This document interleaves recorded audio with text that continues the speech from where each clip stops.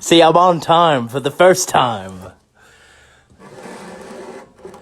Getting better. As I mature, I'm turning up the things on time. I'm on time for this SUPERBLOOM release party thing.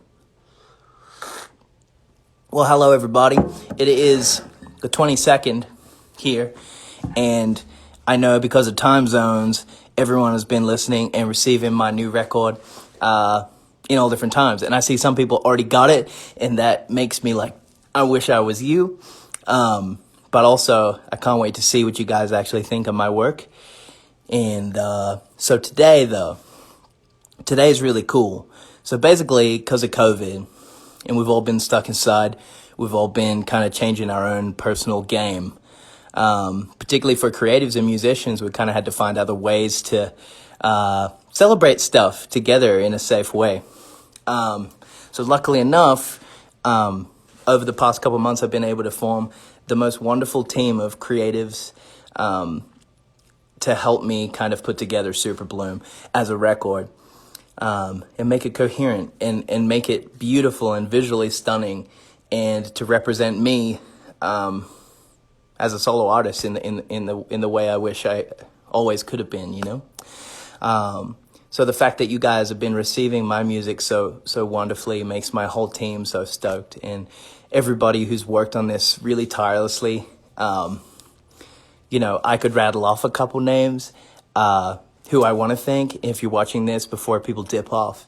Matt Pauling, I'm so blessed for our friendship, and you have taught me so much, and I am so grateful for you. I mean, we started the record in February, and you really bestowed a lot of light in me to grow and trust myself and trust my instincts and start to build upon my writing and lyricism and production. And you've been so patient with me from day one, because I was a stumbling child when it comes to production. But you always listen to my story and my narrative and what I wanted to get across in my music. Even though the ideas are so grand, I feel like we really nailed a record that talks about philosophy in a gentle way, that we're not forcing our ideas on people. I think it's in a way that balances between logic and metaphor. So I'm really proud of the lyrics that we wrote together. I'm proud of the music we made together. And Matt Pauling, everybody out there who's watching, Matt Pauling, man, we're blessed to have you. You're an incredible creative. Gianni. Now, I started doing some of the sketches for my record. I started kind of in the beginning, I would start to rattle off. I knew that I wanted to develop a visual, artistic way to influence my music. I wasn't very good at it in years and years and years ago, but over the past couple of years, especially with 5 Sauce, I've been able to identify my own artistic, illustrative style. So you see that with Skinny. You see that with the little demon man with the horns. You see that in so many other artworks like Greyhound and Sunshine, and kind of exploring that, but then realizing that, no, I should be collaborating on this. Luckily enough, I found Gianni. Now, I'm going to share Gianni's page after this, but Gianni is one of the most incredible, timeless, friendly, wonderful artists that I've ever had the chance to work with. So really blessed to have worked with him and built a respect and trust with him to listen to my music. He was one of the first people that heard it, and listen to the music and really immerse himself and project and kind of hand me back this amazing visual world that SUPERBLOOM could live in. And shout out to my managers, Matt Emsel and Ben Evans. I don't know if you guys are watching this. You don't usually watch this type of thing, but damn, you guys crushed. Thank you for believing in me. Thank you for letting me take the reins. Thank you for understanding this is such a different project to me. This is me really rooting down and trusting my own songwriting, and wanting to go on a little side quest, as I've been calling it. To my boys in the band, Luke, Callum, and Mike, I love you guys. You're precious and so darling to me. And everything, every tool I have, every lesson I've learned, you've been there right by my side, and I really appreciate you guys having that respect to allow me to go and pursue this kind of thing on my own for a moment. And I think we will shine even brighter than we have before next time we get back at it. Where do we go from now? I got a bunch of exciting shit. So I'm in this house that I rented in the desert. We're changing subjects. Rented this house in the desert because I'm like, damn, we need to celebrate. We need to show gratitude for SUPERBLOOM and everybody that worked on it. We need to show community. We need to make sure we're showing each other that we care about each other's work and the time we put into projects, because so often in life, these moments right now, 9 p.m. that I've been waiting for fucking months, will fly by real quick. So purposefully, I wanted to rent this house. I'm out in the desert right now. I just drove here. And basically tomorrow, we've all got COVID tests and we're going to hang out together, the whole team that worked on the record. And I'm so excited. First of all, for safe human interaction. Second of all, just to give back to people and show them that I love them. You know, we're going to listen to the record and we're going to, have a good time together, which I can't wait for. So first of all, I got some merchandise. Everybody who's watching this knows I fucking love creating merchandise and being a part of that kind of visual graphic design world, and finding incredible partners to make shit that you think's cool, shit that you understand, and shit that will age so timelessly, and help solidify the vision that we have that surrounds music. So right now, I'm kind of winging this, by the way, but right now, so I have my baby bag of merch. This is, we ordered these. They took a while to get to us. So anyone that's waiting for merch, I appreciate you, and you're wonderful. So we've got these baby bags, AI, with the big SUPERBLOOM on it. It makes me so stoked to see it and feel it in my hands, because this is kind of the first merch I've got to interact with. But, I knocked over my weed. I'm going to put this on in a sec, but this is one of my faves. And here, shout out to Ryan Fleming, who let me shoot in Callum Hood's pool. Thank you, Callum, for the pool. And thank you, Ryan, for the lens work. Down here, the actual SUPERBLOOM illustration was done by my mate, Kelly Shamey, in New York. And I know she's not watching this because she's cool. But, not that you guys aren't cool, but I'm sure she isn't watching my live stream. Kelly Shamey, thank you so much for making me such a fucking sick visual representation of my album name, SUPERBLOOM. And then on the sides, we got Gianni's artwork. I'm going to tell you guys which artworks are mine and which ones are Gianni's, because Gianni's are much more profound and metaphorical and philosophical and full of soul. Mine are mere doodles that I attempted to show you guys. But one of my favorite shirts that we have, I think it's called the Supernova shirt, is this bad boy. And I want you guys to watch this one 1,000 times so it looks cool. It's pretty illuminating at the moment. But once we get it faded and looking right, yes. You know all about that. And then last of all, we got this one.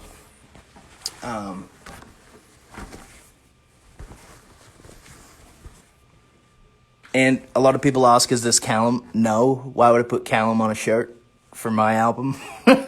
Doesn't make any sense, but I like your style. It's cool. This one is stunning and beautiful, and it reminds me of all of the positive light energy I poured into this record, not only for myself but you guys. I really wanted to release this also independently to some extent. I'm getting some help from EMI in Australia with the releasing my music, but I partner with Ingrooves, who are a distribution label, because I wanted my music to come directly to you guys. I thought that was really important for the type of music I made.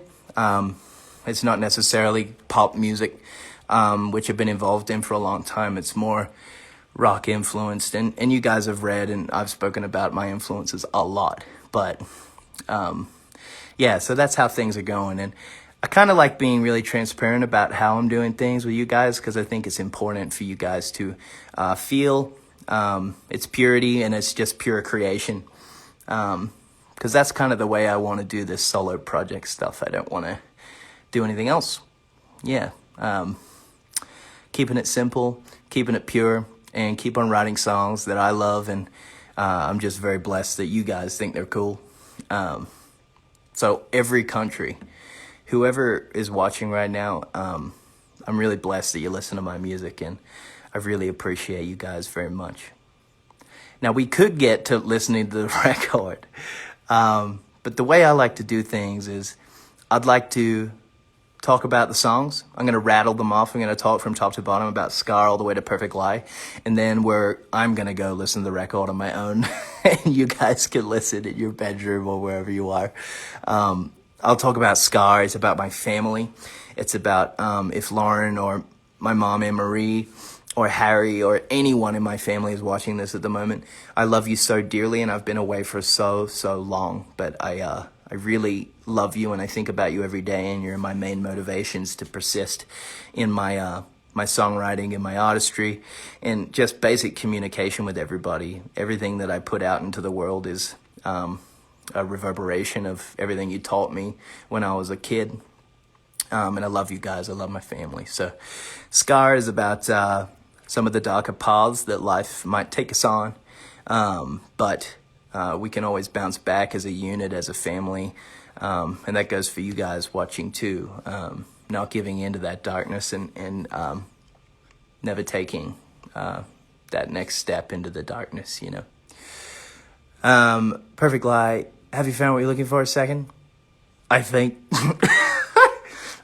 This is the first one. I've been rambling on about this for weeks, but this is the first song I wrote with Matt Pauling, and I became really, not obsessed, but I really liked the textures of the guitars and all these kinds of things in a band called Failure's Music, who they're definitely not watching the live stream either, but if you go listen to Failure, you'll hear some of the guitar influences and stuff, and just really working on where my inspiration was coming from, because I always love to use guitars in my music. That's just what connects with my soul and who I am as a songwriter. Have You Found lyrically is about busting open my mind. When I got sober, I stopped drinking alcohol. It was for many reasons. It was because I wanted to develop a lot of empathy and love for people, more than I already had.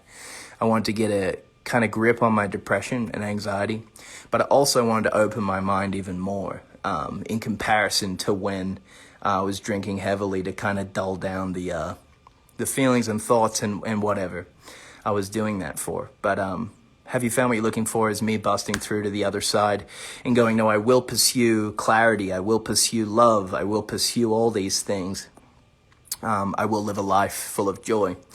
And that's what SUPERBLOOM's pretty much all about, all encompassing. Live a life of joy. Choose yourself. Choose that lighter path and your intuitive path that guides you to true happiness as a human. So, Skinny, I don't know. I wanted to release this first just to put something out into the world that resonated with me so deeply that there was nowhere else to hide. You know, I want to be a lyricist and an artist that puts lyrics out there that are intriguing and heartbreaking or just vivid. That song, I've never really written a song with such logical, anatomic kind of lyrics that are very, I call them sharp. And that's, that chorus of Skinny is the first time I really enjoyed listening to my own voice back. I never sang on a song before, where I've listened to my voice and I go, damn, I sound good. 'Cause I'm still working on that as an artist.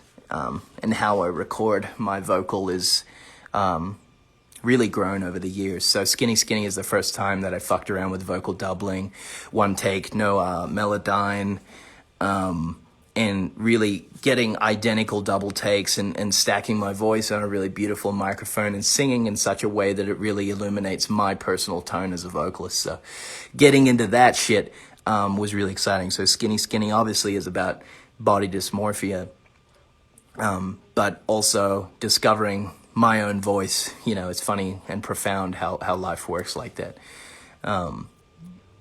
What's next? Greyhound. Fucking epic. You know, I kind of want Greyhound to blow the roof off wherever you're at. It has an incredible guitar solo done by the mighty Matt Pauling.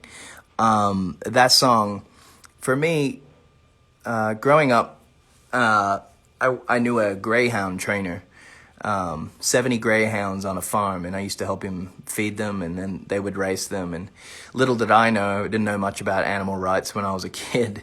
I wish I did. And later on in life, I thought it was so fucked up. First, second, third. If you're not first, second, or third, yeah, the dogs would, you know, not be a part of the race anymore. And I think kind of, I was comparing that, you know, I wanted a concept lyrically that kind of went through, we work so fucking hard and we give our lives away to corporate entities, we give our time to people, we give our lives away to things that aren't always reassuring and refueling us as beings. You know, we waste away and we work and work and work and get stressed and more stressed and more stressed, and then it's over. You know, Greyhound for me is about finding clarity in what you're pursuing, why. The visual of Greyhound is just when you catch that fake rabbit as a Greyhound, if you're racing as a Greyhound personified, what do you win? What do you really win? So make sure you know what you're chasing, basically, and that's what Greyhound is about. Matter of Time is a beautiful song about imposter syndrome, and when things get good, don't destroy them. When things become, you get good feelings from things in your life, you deserve them. You deserve everything that is good. You deserve everything that is profound and joyful, and you deserve to have good things in your life, even though all of us have been through different struggles. So that's what Matter of Time is about. Accepting joy and letting it flood in when it does. Let me think. After that, we got Sunshine. Sunshine, I mean, let's talk about the strings just for a moment. The orchestral arrangement on Sunshine is fucking bonkers. Matt Pauling did such a crazy job. He said, I'm going to turn this shit. So at first, it kind of sounded like a Cat Stevens kind of song, if you guys are familiar with that guy. But he was like, nah, I'm going to turn this into a orchestral kind of masterpiece. And I went, okay, man, I fully trust you. Like, you're incredible and you're really impressive musically, and I want to see what you can do. So he went into his studio for about 3 days and came out with this masterpiece that is Sunshine. And I love the concept. Although the world is fucked up and it's dark at times and there are world issues beyond belief, I think Sunshine is all about encapsulating that you must spend time in your own body, enjoy being young, enjoy the simple things, enjoy the simplistic nature of your human existence every now and then. Although it is important to keep up and help other humans always. Make sure you spend some time with yourself, self-care, be with yourself, develop love in a kind inner dialogue in your own mind, and be kind to yourself. Yeah, there's a lot of great lyrics in Sunshine. I'm actually proud of that one. I think that's a good one. Next up, we got, I don't know why I'm doing it like this, I'm sorry. It just could have been a spoken word thing. I'm really fucking sorry I invited you guys to this. I don't know how else to do it, so I'm bad at these things. What's the, KK? What's the next song after, Sunshine?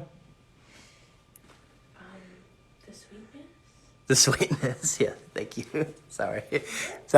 Yeah, The Sweetness is next. I don't know, plain and fucking simple. If you feel like life is a constant uphill battle and you're dealing with depression or anxiety or anything, and you think you need to reach out for help, there's no fucking shame in that, man.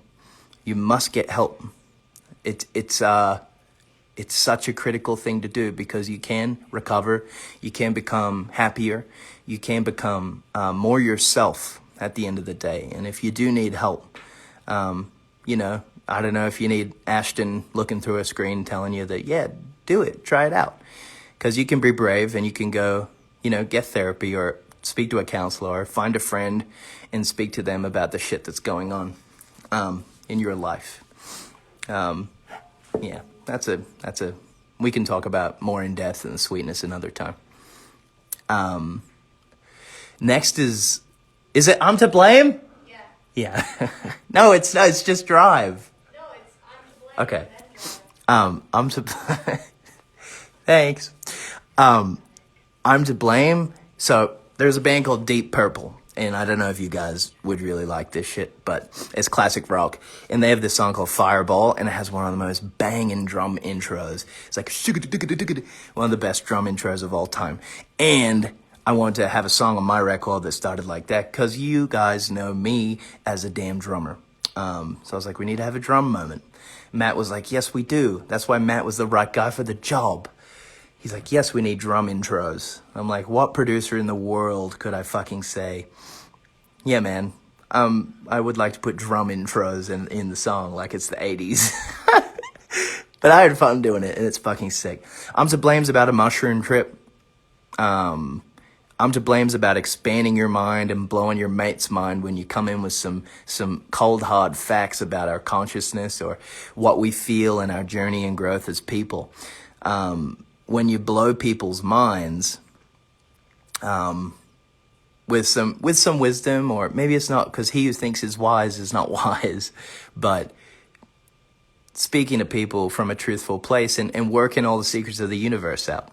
That's what I'm to blame's about. I showed you the light, and I'm to blame. It's not a negative thing. It's like we really busted through to the other side in a psychological sense. We worked it all out. We know what our purpose is, and I'm to blame. So at the end, so to people that don't know what the concept's about, it purposefully says it sounds like madness to you because the concept is kind of, I would call it whimsical or vague.